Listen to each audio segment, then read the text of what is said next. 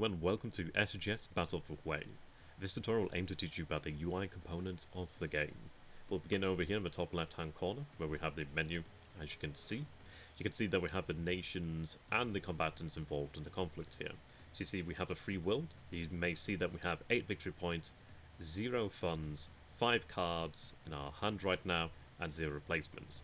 You also see the number of forces allocated to the different combatants. So for the Army of the Republic of Vietnam, we have 88, for the US Army 33, 1 for the US Marines, and 36 for the Free World, as well as 0 for civilians.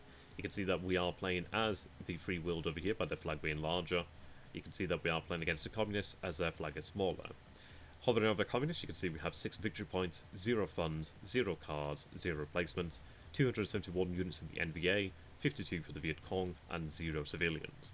Moving over, we have the current phase of the game. As you can see, we are currently in supply.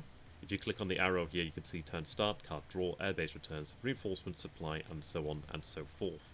Moving over here to the right, we have the current date and the turn number. You would see different events have been played throughout the game here. Do bear in mind I'm playing with a developmental build here, so some of these things are subject to change. You also may see that we can stop and move to the next phase by clicking this button over here. This would take us from the supply phase into the air movement phase. Down here on the bottom right, you can see that we have the minimap. You can move around the minimap, quite easily so. And when you zoom in, you can see the white box over here representing the view of the player. You can see that we have the ability to minimize and maximize. We can go ahead and take a look over here, the inspector. Take a look at different regions, different structures, different units. Very handy, and I do recommend it. This button over here will center the view once more. Very useful. Saves you from scrolling up and down. You can toggle on off here with region control. The supply filter over here to represent where supply is passing, where it is not passing. You can see here stacking for air power. Hovering over, you can see we have 5 maximum. This one is representative of ground stacking. As you can see, we have 21 as a maximum over here.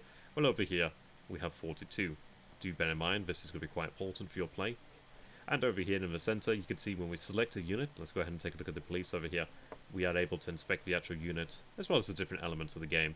Currently we do have a bridge over here, and we also do have LCUs, of which we can actually take a look at there. If we hover over, we can see the attack and defense factors of this police unit, for instance, as well as their movement factor, if they had it, and their remaining movement points, I should say. You can also see a brief description, as well as the strength of the unit, its stacking value, as well as any descriptions of special rules. And then finally over here on the bottom left, we have the orders, and you will receive cards throughout the campaign. There will be order cards as well as other cards that may be played. We can go ahead and left click to unfold, and left click over here to fold once again. And do note this will do the same over here for the cards that have already been played.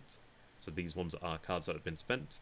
As we play cards, they will also end up over here as well, and so on and so forth through the turns of the campaign. I do hope you all enjoy SGS Battle for Hue. Goodbye.